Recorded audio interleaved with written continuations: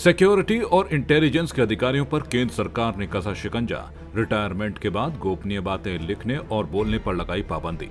जी हां, देश की सुरक्षा और इंटेलिजेंस से जुड़े अधिकारी और कर्मचारी अब रिटायरमेंट के बाद अपने सेवाकाल के गोपनीय अनुभवों को सार्वजनिक रूप से साझा नहीं कर पाएंगे। केंद्र सरकार ने गोपनीयता बनाए रखने के लिए एक नया आदेश जारी कर दिया है।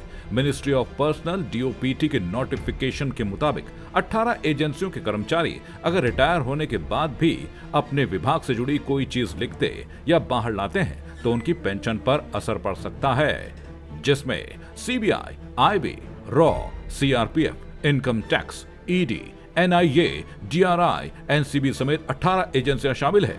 नए नियम के मुताबिक अब सिक्योरिटी और इंटेलिजेंस एजेंसी से जुड़े रिटायर्ड अफसरों पर पाबंदियां रहेंगी। रिटायर होने के बाद अधिकारी कर्मचारी डिपार्टमेंट से जुड़े तथ्यों को नहीं लिख पाएंगे और न ही ऐसी किसी जानकारी को मीडिया से शेयर कर पाएंगे। यदि इसका पालन नहीं होता है तो ऐसे अधिकारी कर्मचारियों के खिलाफ सरकार कार्रवाई अमल में लाएगी, जिसके तहत इनकी पेंशन पर असर पड़ सकता है। यदि ऐसा कोई अधिकारी कर्मचारी कोई किताब लिखता है या कोई जानकारी किसी के साथ साझा करना चाहता है तो उसे अपने विभाग के वर्तमान मुखिया से इजाजत लेनी पड़ेगी। आपको बता दें कि सरकार ने 1972 के central civil services pension rule में बदलाव के बाद ये नोटिफिकेशन जारी किया है। ये बदलाव पेंशन रूल 8 में जोड़ा गया है, जिसके मुताबिक पेंशन आपके भविष्य के अच्छे कंडक्ट पर निर्भर करेगी। मतलब साफ है, पूर्व अधिकारी अगर नई गाइडलाइंस का उल्लंघन करते हैं तो आपकी पेंशन खतरे में पड़ सकती है।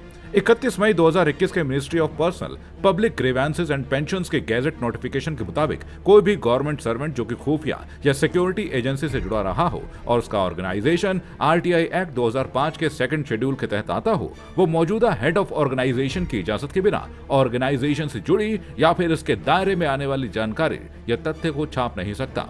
जय भारत टीवी के लिए हेम भट्ट की रिपोर्ट।